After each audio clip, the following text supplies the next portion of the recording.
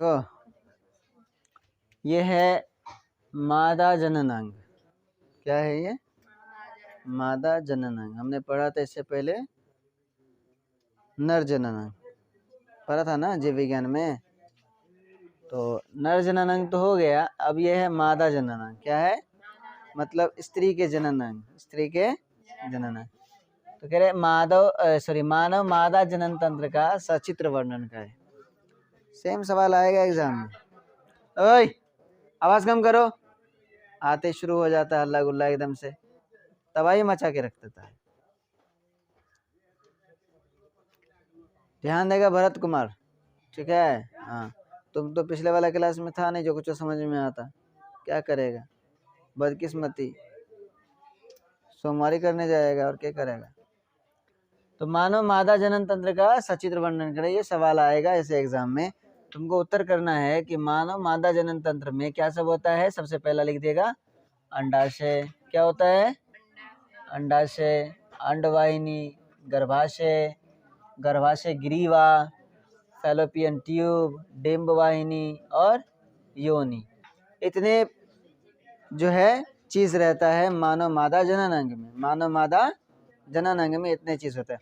अब इस चित्र में देखो, यह है मानव मादा जनन अंग का चित्र है, ठीक है?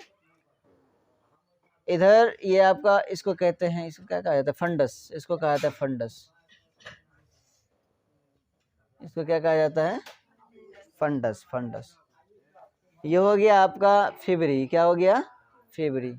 ये हो गया अंडाशय, ये हो गया गर्भाशय, ये हो गया गिरीवा और ये हो गया वल्वा या फिर हाइमेन। वल्वा या हाइमेन, और ये योनि हो गया, ठीक है? और ये आपका हो गया अंडवाहिका यानी कि फैलोपियन ट्यूब। Fallopian tube. अब देखो सबको बारी बारी से, जितना इसमें नाम दिया हुआ है सबको बारी बारी से लिखेंगे। जितना नाम दर्शाओगे एग्जाम में ना, सबका अलग अलग से लिखना पड़ेगा, ठीक है? जैसे हमने लिखा फिबरी, किसी किसी का छोड़ देगा चलेगा, उसमें कोई फर्क नहीं पड़ेगा। एक दो को छोड़ दो, जरूरी नहीं कि पूरा पूरा लिखना है। जैसे कि अंडाशय है, गर्भाशय है, अंडवाहिका है, गिरीवा है, सबको लिख सकते हैं, है ना? तो अंडाशय, अंडाशय जिसको अंग्रेजी में कहा जाता है ओवरी। क्या कहा जाता है? ओवरी। अब ये क्या होता है? तो प्रत्येक स्त्री में एक जोड़ा, प्रत्येक स्त्री में एक जोड़ा यानी कि दो ठो, एक जोड़ा यानी कि दो ठो अंडाशय पाया जाता है। देखो तो एक इधर है एक उधर है ना, है कि नहीं? एक दाएं साइड और एक बाएं साइड। अंडाशय यानी कि इधर और उधर एक जोड़ा पाया जाता है। और अंडाशय कहाँ होता है? तो उदर गुहा के निचले भाग में। उदर गुहा जो यहाँ पे होता है ना, यहाँ पे इसके निचले भाग में, उदर गुहा के निचले भाग में स्थित रहता है। उदर गुहा के निचले भाग में स्थित रहता है। ध्यान से सुनोगे भरत, ध्यान सुनेगा, ठीक है? ध्यान लगाओ ताकि समझ में आ जाएगा, एग्जाम में पूछेगा, आराम से लिख सकते हो। चित्र लेकिन याद रखना चाहिए।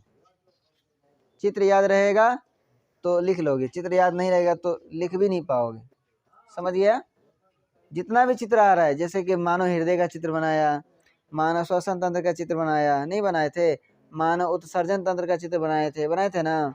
उसके बाद फिर किसका बनाए थे? तंत्रिका तंत्र का बनवाए थे, नहीं? उसके बाद नर जनन अंग का, फिर मादा जनन अंग का। इतना ही चित्र आ रहे हैं अभी तक, और आया था डायलिसिस का भी था कुछ करके इस तरह से।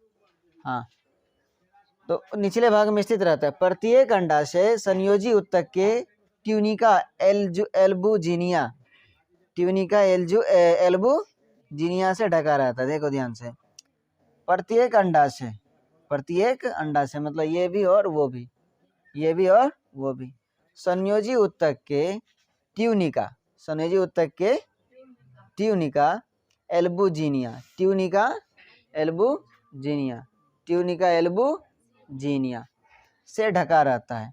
इस आवरण के नीचे, इस आवरण के नीचे, इस आवरण के नीचे जनन एपिथेलियम पाया जाता है। क्या पाया जाता है? जनन एपिथेलियम, जनन एपिथेलियम पाया जाता है, जिससे अंडाणु विकसित होते हैं। इसी से अंडाणु विकसित होते हैं। ये जो आपका दिख रहा है ये है ना, ये इसी में जाके अंडाणु बनते हैं। अच्छा, नर में शुक्राणु कहाँ बनता है? विरसन में। कहाँ बनता है? विरसन में। और मादा में अंडाणु कहाँ बनेगा? अंडाशय में। कहाँ बनेगा? अंडाशय। याद रखिए, ये 2 ठो बात याद रखेगा। नर में शुक्राणु कहाँ बनेगा? विरसन में। और मादा में अंडाणु कहाँ बनेगा?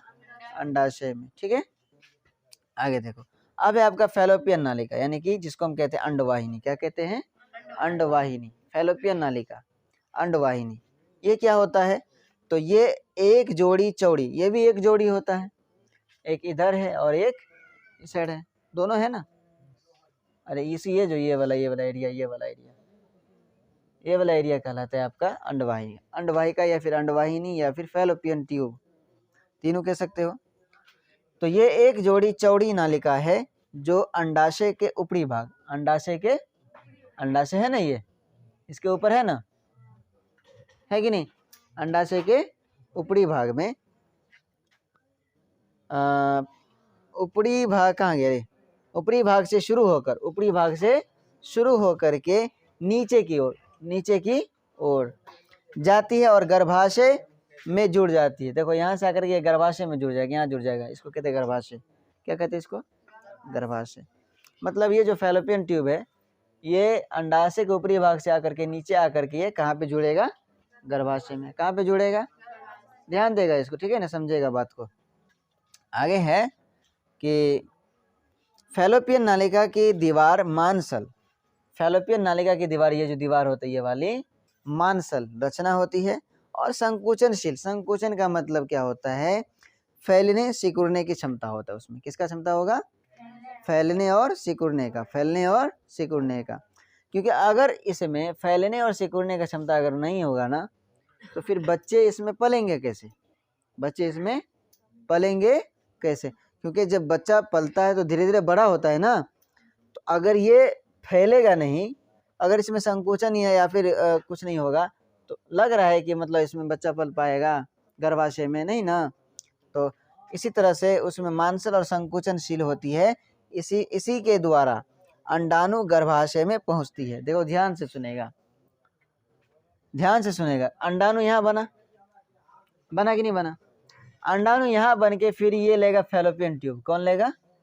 फैलोपियन ट्यूब, यानी कि फैलोपियन नालिका लेगा, ठीक है। अब इस नालिका से होकर के अंडाणु धीरे धीरे गर्भाशय में आएगा। कहाँ पे आएगा? गर्भाशय में आएगा। कहाँ पे आएगा? गर्भाशय में आएगा। अब आगे देखो, गर्भाशय में तो पहुंच गया। उसके बाद गर्भाशय क्या होता है? यह मोटी दीवार वाली पेशीय थैली है। देखो तो दोनों तरफ मोटी दीवार है कि नहीं है? मोटी दीवार वाली पेशी थैली है, ठीक है। उसके बाद क्या कर रहा है? जो मूत्राशय तथा मलाशय के बीच स्थित होते हैं। मूत्राशय और मलाशय, जहाँ से मूत्र होता है, जहाँ से मल निकलता है, दोनों के बीच में स्थित होता है आपका योनि, ये क्या कहते हैं? ये गर्भाशय, ठीक है। जो मूत्राशय और मलाशय के बीच में होता है, मूत्राशय और मलाशय के बीच में होता है, उसको कहते हैं गर्भाशय। यह लगभग त्रिकोणीय रचना है। देखो तो तीन कोणमा नहीं है, त्रिभुज आकार का तीन कोणमा है कि नहीं? ऐसे है ना, है कि नहीं? तो ये तिकोना होता है। कैसा आकार का होता है? गर्भाशय का आकार, इसका आकार तिकोना है, पूरा का नहीं, किसका आकार? सिर्फ इसका आकार है ना, ये वाला तिकोना आकार। किसका आकार का होता है? तिकोना आकार का होता है। इसके ऊपरी भाग के दाएं तथा बाएं और एक फैलोपियन नालिका से जुड़ी रहती है ना, दोनों तरफ फैलोपियन नालिका जुड़ा है कि नहीं जुड़ा है? अरे यही ना आके यहाँ पे आया है कि नहीं? दाएं तथा बाएं भाग में दोनों तरफ जुड़ा हुआ है, ऊपरी भाग में जुड़ल है ना फैलोपियन नालिका। ध्यान से देखो और क्या कह रहा है? गर्भाशय की गुहा में ही भ्रूण का विकास होता है। गर्भाशय की गुहा में किसका विकास होता है? भ्रूण का विकास, जहाँ से बच्चे जन्म होते हैं। यहाँ से अंडाणु बन के गया, यहाँ से क्या बन के गया? अंडाणु नालिका से होते होते आ गया यहाँ पे। अगर निषेचन हो रहा है, अगर शुक्राणु भी प्रवेश कर गया अंदर, तो इधर जो जब शुक्राणु अंडाणु को मिलेगा तो फिर निषेचन होगा, तो भ्रूण का विकास होगा। बात समझे? इसी के अंदर होता है सब क्रियाक्रम। अब आगे देखो, यह 7 से 8 सेंटीमीटर लंबा होता है। कितना सेंटीमीटर लंबा होता है? 7 से 8 सेंटीमीटर। बहुत छोटा होता है। 7 से 8 सेंटीमीटर मतलब इतना हुआ, बहुत छोटा होता है, समझे? 7 से 8 सेंटीमीटर। पटरी पे अगर देखा जाए तो इतना लंबा होता है बस। इंसान थोड़े हाथी जैसा है, जो जितना बड़का बना है उतना बड़का होगा, नहीं ना होता है, फिर छोटा होता है। फिर ये फैलता है, क्योंकि गर्भाशय का जो आकार ये भी जो होता है ना, ये संकोचन शिथिलन इसमें होता है। जब इसमें बच्चे नहीं रहते हैं तो ये छोटा रहता है, जब इसमें बच्चे पलने लगते हैं तो धीरे धीरे धीरे धीरे इसका आकार बढ़ने लगता है। कैसा होता है? इसका आकार बढ़ने लगता है। जब बच्चे जन्म ले लेते हैं तो फिर ये अपने सिंपल आकार में आ जाता है, छोटा हो जाता है अपने आप, धीरे धीरे धीरे धीरे सिकुड़ के छोटा हो जाता है। समझे? इसका वही काम होता है। गर्भाशय, ये जो गर्भाशय की दीवार है यही फैलता है, ये फैलेगा, ये फैलेगा। अगर फिर बच्चे जन्म ले लिए उसके बाद फिर दोनों का दोनों अपने स्थान पे आ जाता है। ठीक है, ये फैलता है। अब आगे देखो, तो 7 से 8 सेंटीमीटर लंबी होती है। इसका निचला भाग संकरा होता है। देखो तो संकरा मतलब कि कोन टाइप का एकदम से, जिसमें आदमी जा नहीं सकता है। मतलब ये कि कोई गली अगर है, संकरा रहता है, बहुत पतला, जिसको कहते हैं, क्या कहते हैं? पतला, बहुत पतला। तो नीचे आकर के पतला हुआ है ना, पतला हुआ है कि नहीं, तो उसको कहते हैं संकरा भाग। क्या कहते हैं उसको? संकरा भाग। तो जिसे गिरीवा कहते हैं, क्या कहते हैं इसको? गिरीवा। देखो धीरे धीरे आ करके यहाँ पे आके पतला हो गया ना, इसको कहते हैं गिरीवा। क्या कहते हैं इसको? गिरीवा। इस पे तो ब्लैक मार्कर लगता है, ये चलना ही बंद कर देता है। तो खानदानी दुश्मनी है कि क्या है, पता ही नहीं है। जैसे ब्लैक इंक लगा तो चलना ही छोड़ देता है। गिरीवा नीचे की ओर कहाँ खुलता है? योनि में। सबसे नीचे वाला भाग को हम योनि कहते हैं। क्या कहते हैं? योनि। इसको नीचे ये योनि कहा जाता है। अभी तक हमने लगभग में पढ़ लिया है। देखो अंडाशय ये हो गया, अंडाशय, जहाँ पे क्या बनेगा? अंडाशय में क्या बनेगा? अभी बताए हैं, यही पड़ेगा रे, अंडाणु। अंडाशय में क्या बनेगा? अंडाणु। अब ये अंडाणु फैलोपियन नालिका से होते होते होते आएगा गर्भाशय में। कहाँ पे आएगा? गर्भाशय में। गर्भाशय में होगा भ्रूण का विकास। किसका विकास होगा? भ्रूण का। अब ये जो है धीरे धीरे कर करके ये सबसे निचला भाग को कहते हैं योनि। सबसे निचला भाग को क्या कहते हैं? योनि। सबसे निचले भाग को योनि कहा जाता है। ठीक है ना? अब योनि, यह एक पेशीय नली के समान रचना है। ये नली के समान रचना होता है, एक नली टाइप का। और ये 7 से 10 सेंटीमीटर लंबी होती है। ये भी 7 से 8 होता है ना। और ये जो होता है, असल में यहाँ पे लंबी नहीं, चौड़ा देना चाहिए था, 7 से 8 सेंटीमीटर। अच्छा ठीक है, लेकिन योनि जो होता है 7 से 10 सेंटीमीटर लंबी होती है। कैसा होता है? लंबी, या लगभग 3 या 3.5 इंच का। कितना? 3 या 3.5 इंच का, यानी कि 7 से 10 सेंटीमीटर तक होती है। यह बाहर की ओर एक छिद्र बल्वा के द्वारा खुलता है। बाहर के एक छिद्र के द्वारा खुलता है। कहाँ खुलेगा? छिद्र के द्वारा। छोटा सा छिद्र होता है जो हाइमन कहलाता है। क्या कहलाता है? हाइमन। इसमें एक बहुत ही छोटा छिद्र होता है, बहुत ही छोटा छिद्र होता है। जन्म के समय शिशु इसी रास्ते से बाहर निकलते हैं। अब देखो इसमें और भी बातें बाकी है जिसको हम लिखे नहीं है, ठीक है ना, क्योंकि बोर्ड उतना बड़ा है नहीं, लिखना सही नहीं था। फिर कल वाला हाल हो जाता, छोटा छोटा लिखते नहीं तो फिर बढ़ जाता पूरा, और वो सब इतना लिखना भी आसान सा, ये क्या कहते ज़रूरी नहीं था। तो असल गांव घर में क्या सुनते होगे कि जब मान लो बच्चे जन्म ले रहे हैं, उसके बाद फिर क्या कर लेता है? ऑपरेशन करवाता है ना। तो ऑपरेशन जो करवाता है वो कैसे करवाता है? तो ये जो है फैलोपियन ट्यूब है ना, ये एक ही साइड बनेगा। कभी बनता तो एक ही साइड बनता है, या तो दाएं साइड बनेगा या तो शायद बाएं साइड बनता है। कहाँ बनता है? काम करेगा बाएं साइड वाला। काम कौन सा करेगा? दाएं साइड वाला काम नहीं करता, ठीक है ना। तो डॉक्टर क्या करता है कि ये वाला ट्यूब है ना, फैलोपियन ट्यूब, क्योंकि अंडाणु तो यहाँ बनेगा ना, यहाँ पे अंडाणु। अब यहाँ से बन के ना जाएगा, इधर बन के जाएगा नहीं जाएगा, तब ये आएगा गर्भाशय में। जब गर्भाशय में आएगा तो निषेचन होगा। अगर गर्भाशय में नहीं आ रहा है तो निषेचन नहीं होगा। तो वो क्या करता है डॉक्टर, मान लो ऑपरेशन किया तो यहाँ पे क्या करता है? कट काट देता है, मतलब इसको कट दिया, क्या कर देता है? काट देता है, और इसको बांध देता है। इसको क्या कर देता है? बांध देता है। जब मतलब उधर साइड वाला को उधर बांध दिया, इधर साइड वाला को उधर बांध दिया, इसमें अंडाणु बनेगा भी तो जा पाएगा गर्भाशय में? नहीं जा पाएगा। बस वही काम हो जाता है। जब अंडाणु नहीं जाएगा तो निषेचन कहाँ होगा? नहीं होगा। जब निषेचन नहीं हुआ तो बच्चे के आएंगे कैसे? इसी के वजह से जो है, मतलब सिर्फ ये एक नली को ही काट के बांध दिया जाता है। इसको कहते हैं फैलोपियन नालिका। क्या कहते हैं? फैलोपियन नालिका। समझे? यहाँ से आता है फिर इसमें आएगा, या फिर इधर से आके फिर इसमें गर्भाशय में ही आएगा। और गर्भाशय में अगर अंडाणु क्या कहते हैं शुक्राणु जा रहा है तो शुक्राणु जाके निषेचन होगा गर्भाशय की दीवार में। गर्भाशय की दीवार में वो निषेचन होगा, लगभग में 5 से 7 दिन रहता है। उसके बाद फिर से ये आएगा इसी नलिका में। कहाँ पे आएगा? फैलोपियन नलिका में। फिर से उसी नलिका में जाएगा, ठीक है। यहाँ पे फिर वो धीरे धीरे विकसित हो करके होते होते होते तो फिर से आएगा गर्भाशय में। और ये टोटल लेता है कितना सप्ताह का? 3 से 4 सप्ताह का समय लेता है।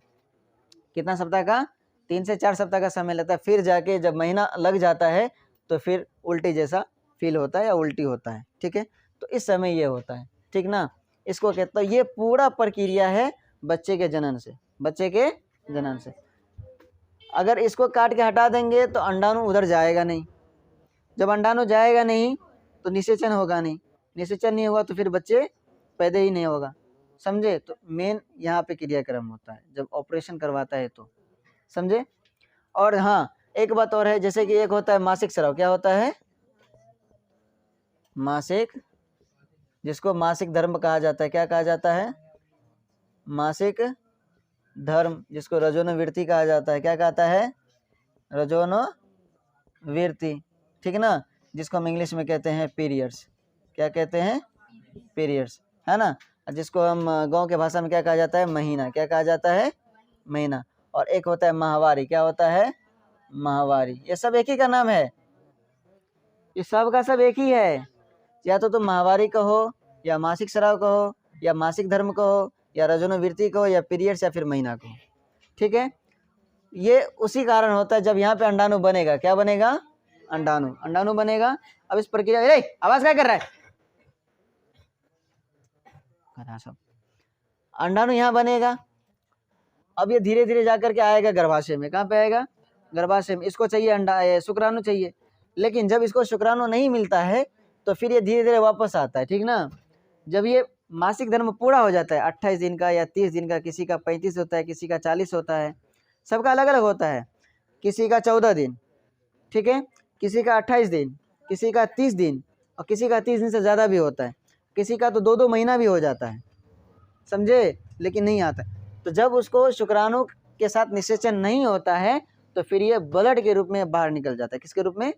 खून के रूप में। ये फिर जिसको हम लोग कहते हैं मासिक स्राव, मासिक धर्म, या रजोनिवृत्ति, या पीरियड्स, ठीक है ना, उसी को कहा जाता है। और ये लगभग 4 से 7 दिन तक लगातार चलते रहता है, और 4 से 7 दिन में ये खत्म हो जाता है। फिर से वही डेली का रूटीन, हर महीने का वही चलता रहता है, समझे। तो जब उसको शुक्राणु नहीं मिल पाता इसलिए वो फिर नीचे बाहर निकल जाता है, समझे। इसका क्रियाक्रम ये है। समझ में आ गया पूरा ये क्रिया विधि? चलो ठीक है, इसको लिख ले।